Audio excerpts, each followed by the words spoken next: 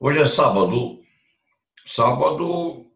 9 de maio de 2020. São 9 horas e alguns minutos. O Escriba viu um pedaço da Rede Globo ontem, a partir das 20 horas, e sempre iluminado com a impecável fotografia posta nos simpaticíssimos jornalistas daquela emissora de televisão, impecáveis todos, cabelo, a barba, nos cronistas, a pele das eminentíssimas jornalistas, muitíssimo bem preparada, aquela atividade segmentada da Rede Globo.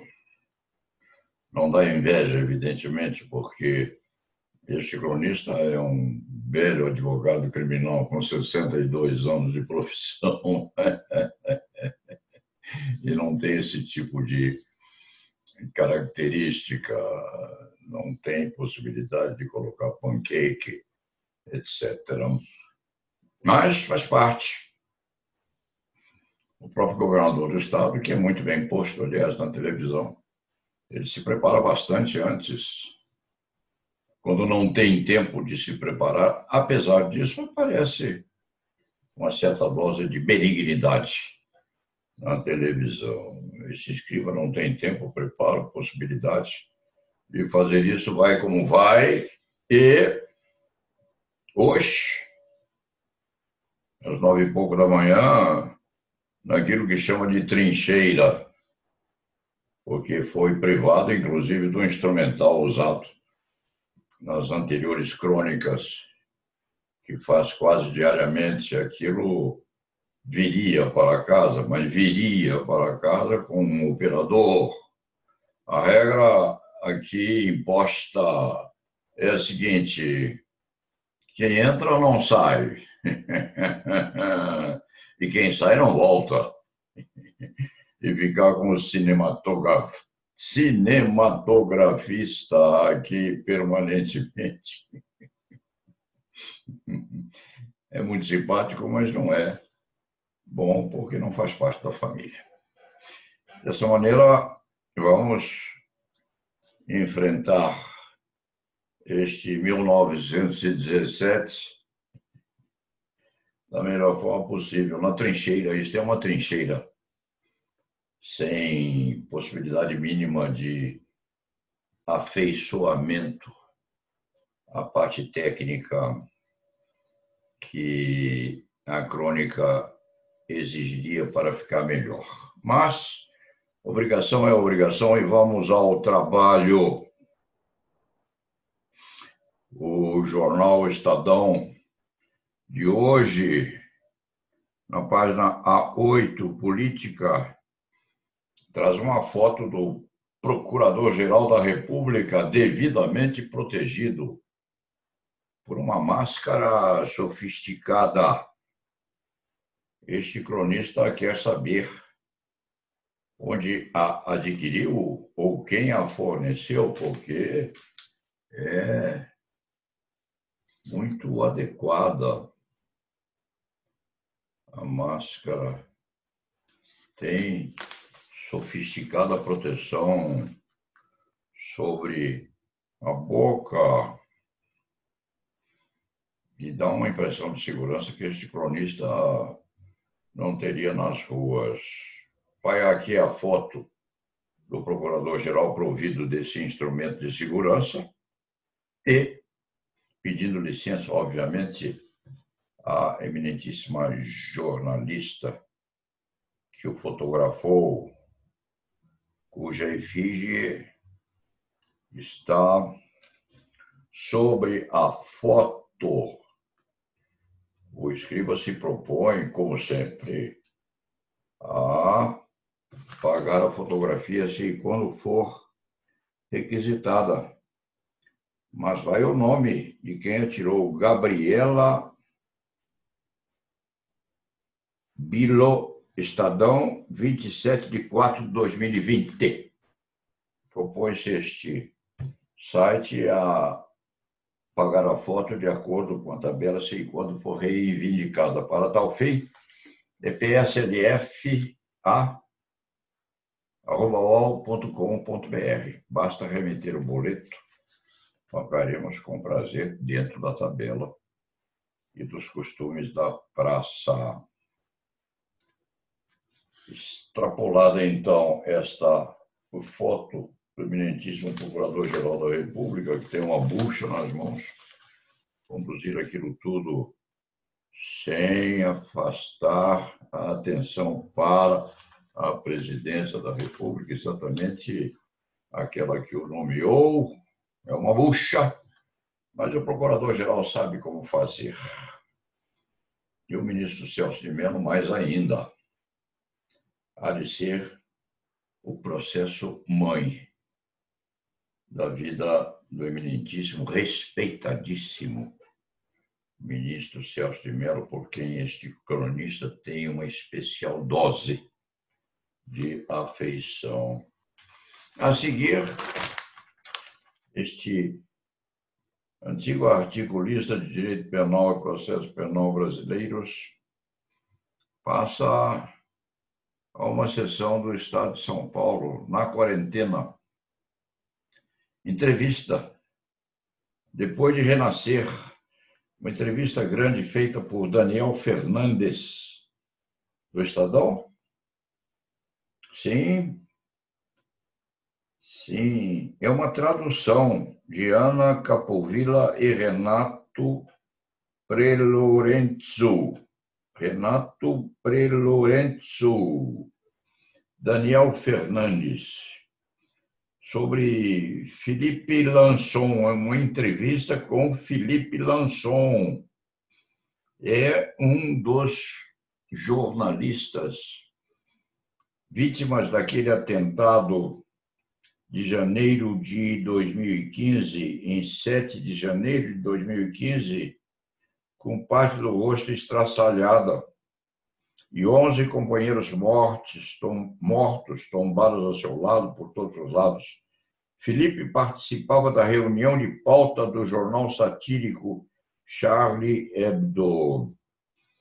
Aquela redação foi invadida por terroristas e dispararam quanto quiseram. Felipe morreu, mas renasceu com parte do rosto estraçalhada, sim. Mas hoje, 9 de maio de 2020, sai a entrevista feita com ele. Ele está com o rosto em plena recuperação, absoluta recuperação. E este cronista sabe, conhece os esforços magníficos que médicos especialistas em São Paulo, no Brasil, têm e fazem para a recomposição do rosto de criaturas estraçalhadas, principalmente nos velhos tempos do Fusca, quando o Fusca batia de frente, era terrível, porque o rosto do motorista se ia junto. E o cronista conheceu cirurgiões plásticos muito bem postos e ortodentistas também, muito bem postos em São Paulo, cujos nomes, dia desses, o cronista pode especificar, agora não se lembra de todos e tem receio de esquecer de algum. São Paulo tem excelentes cirurgiões de medicina estética ligada à recomposição de faces submetidas a tal tipo de inflição de ferimentos praticados por terroristas e assassinos em tese, profissionais. E Philippe Lançon deu essa entrevista que foi traduzida e foi publicada no jornal Estado de São Paulo de hoje, sábado 9 de maio de 2020.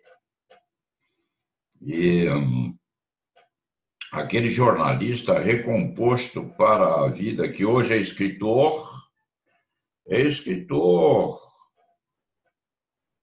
escreveu O Retalho, lançado no Brasil pela editora Todavia. O Retalho, autor Philippe Lançon, traduzido por Júlia da Rosa Simões, a editora Todavia, com 461 páginas. Esse livro merece leitura muito atenta. O escriba toma conhecimento dele hoje e vai tentar adquiri-lo. Mas naquilo que interessa a crônica de hoje, este antigo criminalista, cujo orgulho é ser talvez o decano, não é. O decano da advocacia brasileira, ao que este escriba sabe, é Tales Castelo Branco. Excepcional especialista na arte da defesa criminal, que está agora sossegado numa casa de campo em Campinas, esperando a crise passar para retornar ao almoço mensal com este criminalista e para contarmos um ao outro as fofocas de estilo, com a presença, quiçá, de outro colega eminentíssimo, Roberto Del Manto, que se corresponde com este cronista também com alguma frequência. Roberto deve estar em Campos do Jordão, onde tem também uma residência de descanso magnífica. Ou está por lá, ou está por aqui, mas deve estar muito atento, porque já está colaborando outra vez neste site, publicando uma crônica semana passada e devidamente publicada nesse nosso quase diário eletrônico. E o escriba prometeu que não pararia, com ou sem pandemia, com ou sem atentados à nossa liberdade de locomoção, que é um atentado é um atentado principalmente feridor da nossa liberdade individual, porque este cronista é viciado em andaduras pela vida. Naquilo que interessa, esta entrevista de Philippe Lançon, que põe a leitura o livro O Retalho, é um livro grande com 461 páginas. Essa entrevista dele foi traduzida e posta no Estadão de hoje. Naquilo que interessa, o escriba retalhou ou recortou um pedaço afirmando o seguinte. Perguntaram a ele: o que o senhor sabe sobre a realidade do Brasil e sobre o nosso presidente Jair Bolsonaro, que, quando questionado a respeito das mortes por Covid-19, respondeu aos jornalistas: e daí, lamento, quer que eu faça o quê? Eu sou Messias, mas não faço milagre. O Messias é apelido. Minha posição recente é o nome de Jair Bolsonaro, seria necessário saber se Cristo admitiria uma parceria desse tipo. Mas, de qualquer forma, perguntar a Cristo o que acha de Jair Bolsonaro é buscar acolhitamento no além. E nós vivemos, com certeza, na positividade. Portanto, deixemos de falar em coisas místicas. Mas o que importa aqui é o que diz o entrevistado, a Daniel Fernandes, é o entrevistador que está. O que diz Philippe Lançon, perguntado sobre o presidente da República? A mesma coisa que podemos dizer de Trump e de alguns outros brutos e ruidosos perversos. Se suspendermos por um instante o ponto de vista moral, parece-me, prossegue um entrevistado, que eles cumprem uma função sinistra, mas mesmo assim uma função. Eles exprimem um monte de lixo mais ou menos volumoso que cada um de nós, uma hora ou outra de sua jornada, de sua vida, tem na cabeça. São uns xamãs de degradação, evidentemente, termina. É lamentável para os povos que os escolheram, e na medida em que neste planeta somos terrivelmente dependentes um do outro ou uns dos outros, para o mundo todo, é compreensível e é interessante. A opinião de Philippe Lançon. Termine-se a crônica apenas porque faz referência a Jair Bolsonaro, eminentíssimo presidente do Superior Tribunal de Justiça, suspendeu em liminar a determinação de que o presidente da República exibisse os resultados dos exames feitos por ele lá atrás para a identificação ou não da presença desse vírus resultando na pandemia terrível que temos hoje no Brasil, galopando, e ainda não tendo chegado ao pico. O presidente ouça respeitosamente a manifestação de um velho advogado criminal. O que se pretende saber não é se o presidente da República teve ou não essa infecção.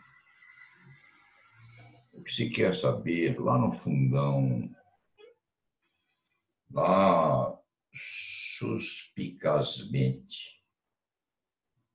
o que se pretende saber é porque o presidente da República, no meio daquela multidão toda, não usava máscara de proteção e abraçava uns e outros, mantendo contato físico estreito em tudo, e se recusando posteriormente a usar a máscara, que além de tudo é um sinal protetor da higiene corporal necessária a quem sai às ruas e tem contato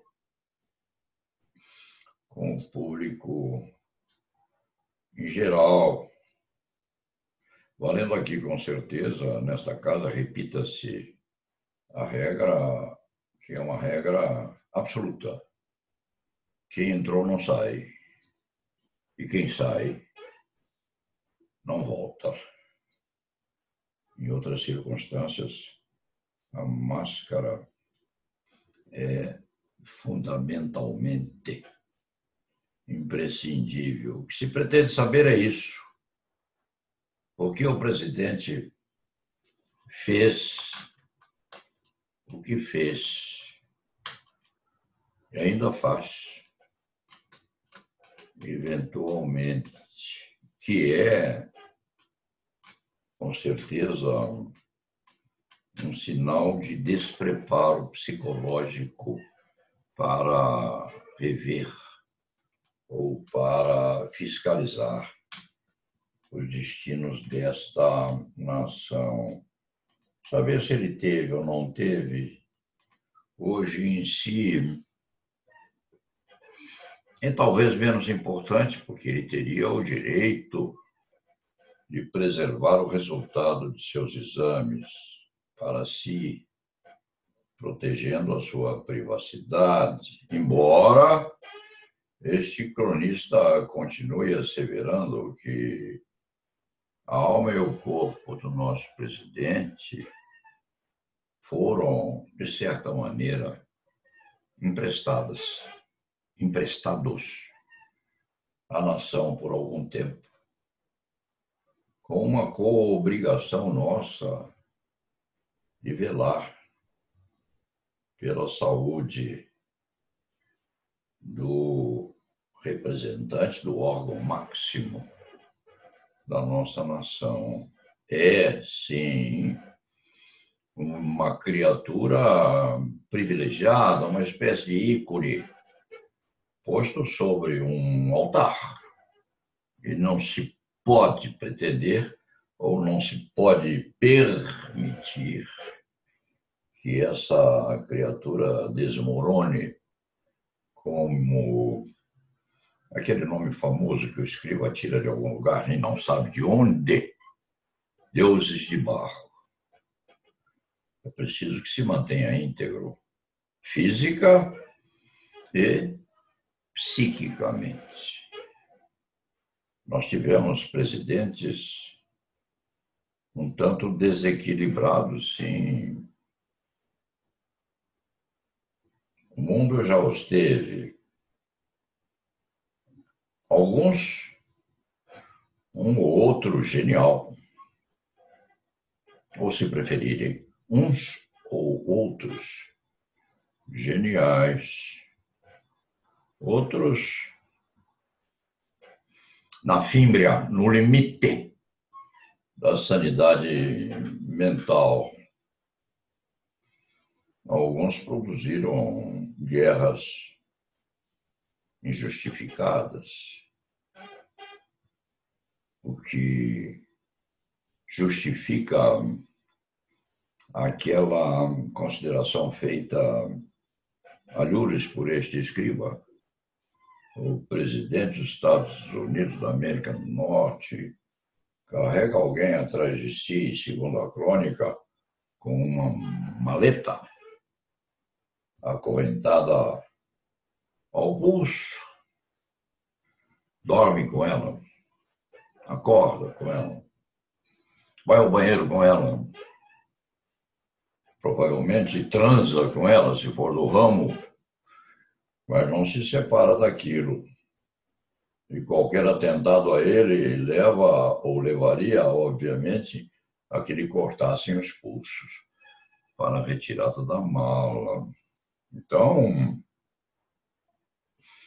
não só essa criatura precisa ter equilíbrio psíquico muito grande, mas aquele que preside os movimentos mínimos do acompanhante precisa ter a saúde mental em ordem. E outros presidentes de outros países devem ter, no mínimo, sanidade psíquica adequada a que possam usufruir do cargo. Parece que, atrás disso tudo, o presidente do Superior Tribunal de Justiça deve ter pensado nisso, porque é uma criatura preparadíssima, um jurista de escola, e, além do raciocínio posto fora do mundo interno do seu pensamento, há de ter pensado nisso, o que se quer saber, o que se precisa saber. é o limite do equilíbrio psíquico do presidente da República, justificando um preceito que é muito particular, divulgado anteriormente por este escriba, no sentido de que todo candidato à presidência da República, ou todo presidente da República eleito, ou todo aquele que ocupe um cargo público de relevo, deve fazer os exames psicotécnicos, psicofísicos, a saber como vai a saúde. O que pode parecer rebarbativo, porque nós tivemos, por exemplo, o presidente da República dos Estados Unidos da América do Norte, que, ao fim, ou no meio, ou no terceiro terço da vilegiatura, transitava ou trafegava em cadeira de rodas, num momento terrível em que parece havia uma guerra mundial a ser enfrentada. É isso e não é isso, porque a movimentação física em si, ou parca movimentação física, não é impeditiva de que uma criatura tenha um bom raciocínio, mas tocante ao funcionamento regular das energias que tramitam pelas sinapses nos cérebros humanos, é preciso ter uma cautela exponencial. Essa disputa, essa discussão está atrás do todo. É saber por que o presidente da República fez o que fez, sendo, em tese, o transmissor possível daquele vírus maldito que está por aí, atrás ou no meio de todos. Por que o fez? É o que o presidente do Superior Tribunal de Justiça deve ter pensado à noite, nas suas divagações, antes da dormida imprescindível. O documento é o documento, a certidão, o resultado do teste, mas as condições da supressão do resultado é que são muito preocupantes. Provavelmente agora, com esse descontrole incrível que há entre fases, ou princípios, ou premissas, ou posicionamentos quanto ao enfrentamento dessa pandemia. Visto isso, e depois disso, e em preparação para o aperfeiçoamento desse site, outra vez, com a possível melhoria dos meios técnicos, vamos ao trabalho do dia online. E lá na Viva!